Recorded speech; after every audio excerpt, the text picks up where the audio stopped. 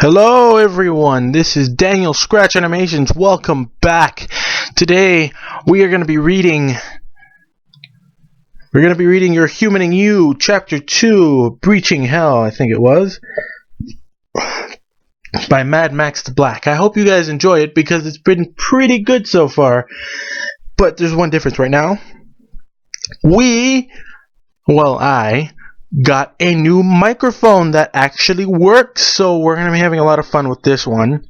So yeah, we're going to start the story. It's pretty long. I don't know if I'm going to be able to finish it all right off the bat. Hang on, let me just give a little scroll through. I'll finish it, at least I'll try to, and then let's see where we get off from there. Okay? Chapter 2, Breaching Hell. Bright sunlight blinded me as I stepped out of the compartment and into the harsh daylight. Raising my bound hands to cover my eyes, I blinked as they tried to readjust to the sudden change in brightness. As my vision slowly returned, I glanced around at my surroundings. I felt my jaw drop at what I saw. We had long since left the desert behind. There was no sign of sand anywhere at all. Instead, we were now surrounded by tall, white buildings. They loomed over us like colossal stone giants. Marble walls gleamed in sunlight, dazzling the eye. In the distance, a large mountain took up most of the remaining skyline, towering over the city. It was a breathtaking sight, and I had only been there for a few seconds. As I tore my gaze away from the white citadel before me, I suddenly became aware of 100 or so small horses swarming around the train station. Going about their lives, this world was like some sort of little kid's cartoon show brought to life, but without most of the cartoonish qualities that I expected. The horses' coats seemed to be every color of the rainbow, but their colors seemed to fit them very well. I'm adding words. Almost as if that was how it was naturally supposed to be. It still hurt my eyes, though. None of the colorful horses paid us any attention as they went about their daily tasks. Apparently, humans showing up in mass was a pretty common occurrence. As I continued to stare at the sea of multicolored horses, the red unicorn stallion turned to one of his companions behind me. "Why are all these ponies here at the station?" he hissed, his blue eyes narrowing. I thought they were supposed to clear the area before. I thought they were supposed to clear the area before us. His companions just shrugged their shoulders, then proceeded to start herding our group forward. As we hurried through the streets, the crowd of ponies slowly spread in front of us. Clearing a path as we passed, most simply turned their noses in disgust. They would whisper to one another as they watched us with haughty expressions. Haughty? I don't know. Okay. Expressions. Some snickered as we passed, sticking out their hooves and tripped random humans. Others even threw pieces of fruit. I noticed that the majority of ponies taunting us wore what appeared to be very expensive-looking clothes. Not every pony did, but there were enough for it to be noticeable. My brow furrowed in confusion as I spied a unicorn in a tuxedo watching the pack with a small smirk. Why are only some of them wearing clothes? Is it an optional thing? As I passed by another pony wearing a particularly fancy dress, another thought popped into my mind. Might it have to do something with wealth? I went with that theory, seeing as the city itself seemed to be more of a high-class-like environment. Not all ponies treated us in such a deplorable manner. Some just stood to the side as we passed, shooting us looks of pity as we passed, One mare, a pale Pegasus, shouted something at one of the ponies herding us, a look of anger on her face. The unicorn she insulted just snarled at her before giving the human in front of him a jab with their taser. The pony that seemed sympathetic towards us were the ones that didn't have any articles of clothing on. Some of them seemed out of place too, like they were just visiting the city. Turning my gaze away from another sneering face, instead I took the... Oh, Jesus Christ. Hold up. I'm sorry. I'm very sorry. Instead, took my time to try and study the city as it flashed by. Hopefully I would have the chance to escape, and I would do better if I had an inkling of where to go. My head felt like it was going to fall off my neck as I swiveled around, trying to take in every little detail possible. Back on Earth, I had been to New York City for a high school trip with our orchestra. At the time of the trip, I had thought that the huge city was the most spectacular sight I'd ever seen. I grew up in a small town, so the skyscrapers blew my mind with their sheer size. Now, however, the city I was in blew that all out of the water. Sorry. It was perfect in almost every way, from the buildings to the decor.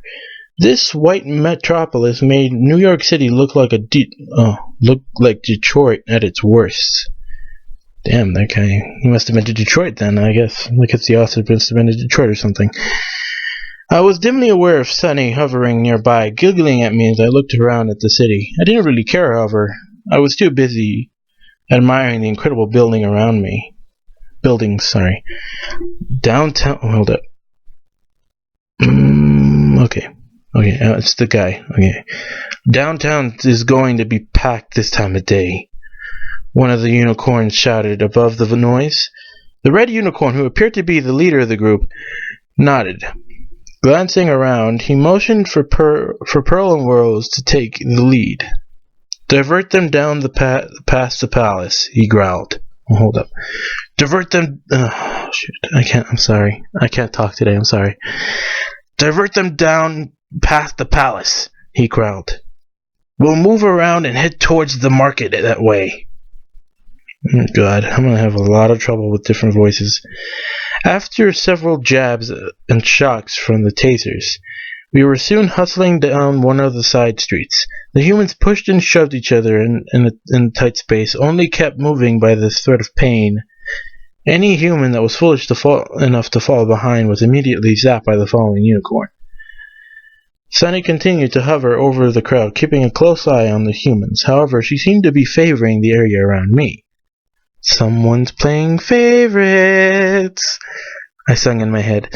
I didn't know why she was so taken with me, but I was glad that she cared enough about me to want to keep an eye on me. It meant that there was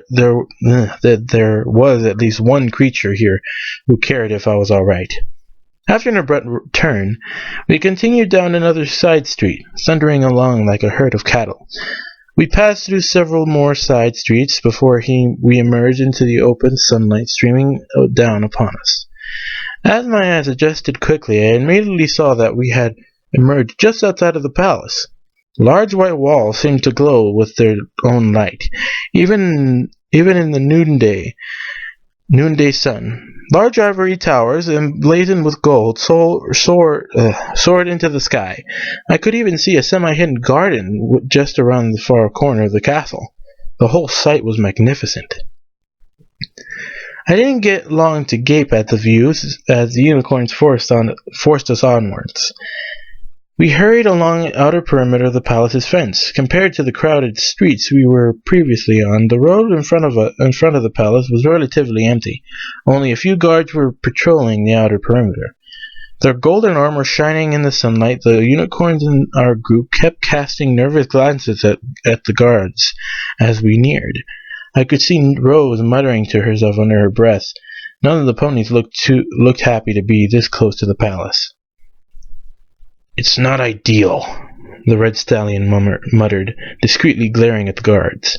Let's just get to the market before they regret this decision. It shouldn't be too difficult, Rose said, eyes never leaving the guards. From here, it's just a straight shot to the marketplace. We continued along the fence line in near silence, the only sound being that of a human occasionally grunting in pain when a unicorn nudged them back into the herd. None of the ponies spoke, each keeping their heads down. Soon the main gate of the palace came into sight. It held to the same theme as the rest of the palace, big and golden. It was also guarded by a handful of armored ponies, some on the ground, some in the air. Each of the ponies herding us grew tense as they neared the gate. The guards, for the most part, just watched us with an emotionless glare, looking for any indication that we were a threat. We had just reached the main gate when a chorus of loud trumpets sounded, causing most of the humans to flinch. The red stallion swore under his breath, gritting his teeth in anger. Of all the cursed luck, he growled. We have to run into her. The unicorn started to try to move the pack of humans off the main road, out of the way of the main gates. Unfortunately, in the resulting confusion of our group has split in two. Half of the humans and unicorns moved to one side of the gate, while the other half stayed on the other side. Even in the commotion, Sunny was never more than a few feet away from me, trying to herd humans away from her position in the air. As the humans jolted against one another, I pushed forward to the front of the group. My new position gave me a clear view of the main road. The trumpet sounded again, this time closer. Get them on their knees, Pearl hissed, her horn lighting up. The other unicorns followed suit. As one, they pushed every human to their knees. Soon, all of us were kneeling at the end of the road. Some of the humans didn't like the sudden force upon them, and they began to struggle against the magic. A quick zap from a prod quickly put an end to any resistance. I just knelt there, staring at the ground, trying to ignore the immense pressure now pushing down on me. It felt like an invisible person was draped across my shoulders, holding me down. As I tried to ease some of the pressure off my body, the main gates... Oh, sweet, okay. Sorry, I just got a notification for another package I'm waiting for. As I tried to ease some of the pressure off my body, the main gate slowly swung open. I kept my gaze down, even as two armed ponies walked past me, their armor clanking as they marched. A shadow passed over me, as something large moved silently past. Suddenly, I felt a shiver run down my body. My throat tightened, and the burning sensation returned for a split second, but before fading. I suddenly felt cold, even if it was a warm summer day. Someone is walking over my grave, I thought, quivering again. I heard a small gasp, and the sound of hooves came to a sudden stop. After several tense seconds of silence, the hoof steps picked up again, but instead of getting softer, they were getting louder. The shadow fell over me, and I tensed slightly as a pair of large gold-clad hooves entered my vision. Oh shit, I gulped, sweat forming on my brow as they stared down at the hooves. Slowly I raised my head and looked up at the pony in front of me. My breath caught in my throat at the sight. She was taller than any pony I had yet seen. Standing nearly 6 feet in height, the horn on her head added another foot to her height, easily. Her coat was a stunning white, the purest I had ever seen. Massive wings descended from her sides, her long feathers glowing softly in the sunlight. Her mane, composed of a mix of blue, green, purple, and pink, flowed impossibly in a non-existent breeze. A gold tiara rested on her head, glinting in the sunlight. A part of her glorious mane fell across her face, covering one of her magenta eyes. Her eye had an inner light to them, and seemed to almost radiate kindness and peace. They held intelligence too, as well as a hidden fatigue, almost as if she had seen many, many years in her lifetime. Everything about her appeared to just scream ruler to me. Despite her gentle disposition, her power seemed to flow from her. I could feel it radiating from her, almost like a static charge. The hairs on my arms standing on end. The very air thrummed with her presence. I felt if she wanted to, she could end my life with little or no effort. A little voice in the back of my head was whispering that she would do that. I can't speak today, Jesus Christ. A little voice in the back of my head was whispering that she would do just that if I angered her. The thought chilled my bones. I'm not sure when my mouth fell open, but I became aware of it when some drool fell onto my bound hands. Blinking, I pushed aside my fear growing in the back of my mind. I snapped my jaw shut, blushing at such an uncouth behavior. I don't think she noticed, or if she did, she didn't care. Now what do we have here? She asked, talking more to herself than anyone else.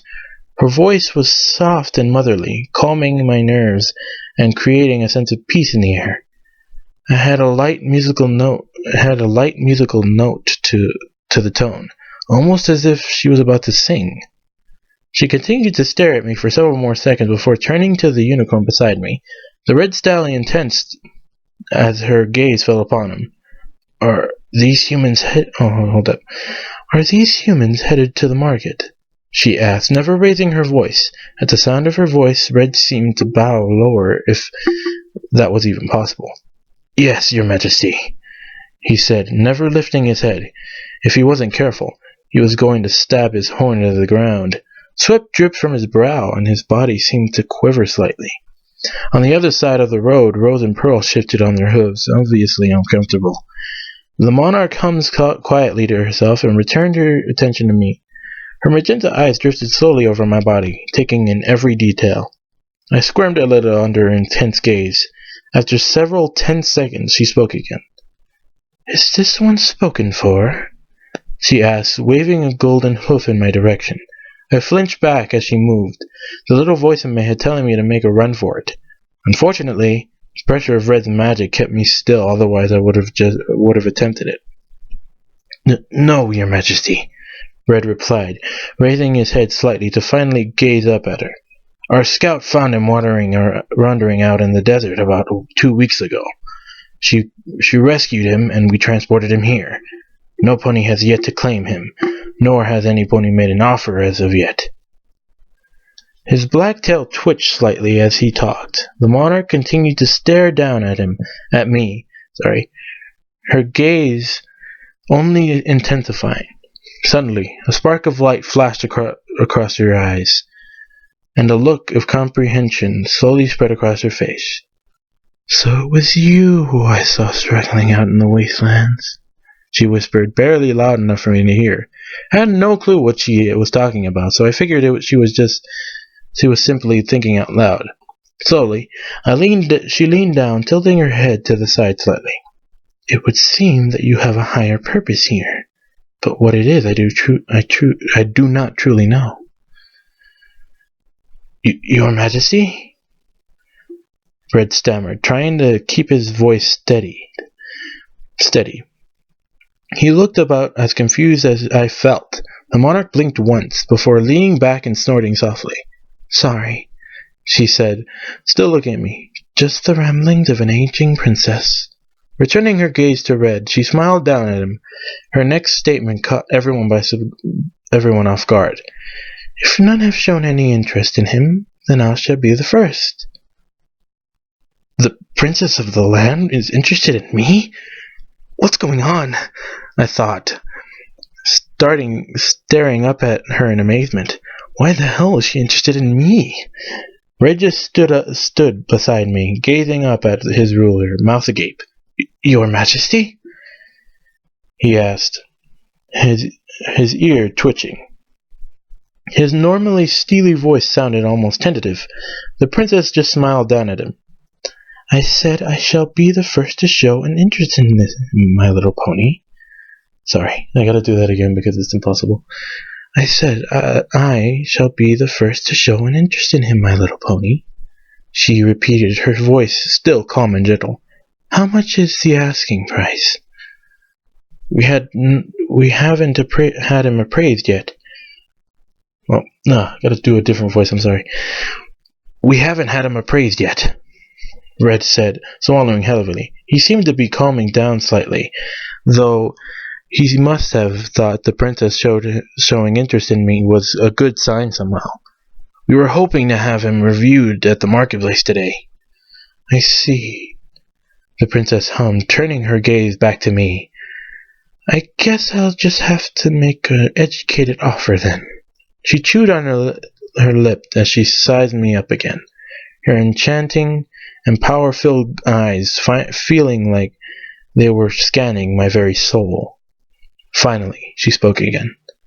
How does 1.25 million bits sound?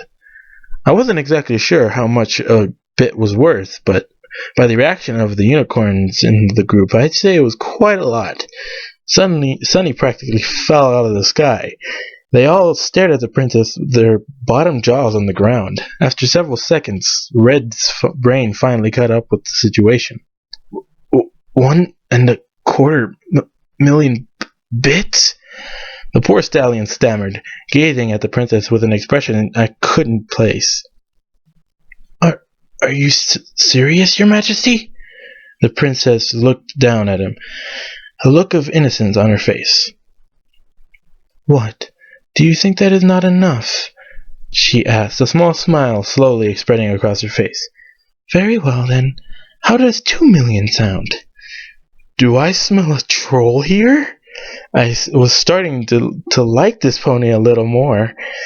The feeling of power still radiating from her was still made me worry, but maybe a stronger voice in my head reasoned she wasn't all that bad. 2 million? Red looked like he was going to faint. I'm going to go out on a limb here and say that he had never even imagined the amount of money in it before. Now, it was being offered to him for just a simple human. Even though his face was slightly pale, I could see his mind racing as he glanced between me and the princess. His cold eyes narrowed as he thought. Finally, he shook his head, clearing the cobwebs from his brain. Standing up straighter, he turned to the princess with a smirk on his face. Well, a smirk on his face, not with a smirk. I do believe you have yourself a deal, he said. Excuse me, I'm sorry. He said, his voice back to its normal tone. He then seemed to remember who he was talking to. Your Majesty, he quickly added on. It's settled then, the princess said cheerfully. 2 million bits for the human. She turned her head and nodded to one of her guards. The armored unicorn stepped forward and passed a slip of paper to Red. He grabbed it in his magic, his grin growing slowly wider. Just take that to the royal treasury, and they will provide you with the bits. Oh, sorry, it's the guard. Shit. Okay. Just take that to the royal treasury, and they'll provide you with the bits, the guard said, his voice gruff and firm. With that, he returned to his previous position, behind the princess, his face still expressionless. Rose and Pearl just stared at the slip of paper in Ren's grasp, their mouths still hanging open. I think that they might have been broken. Does he happen to have a handler? The princess asked, glancing at all the stunned unicorns in the group.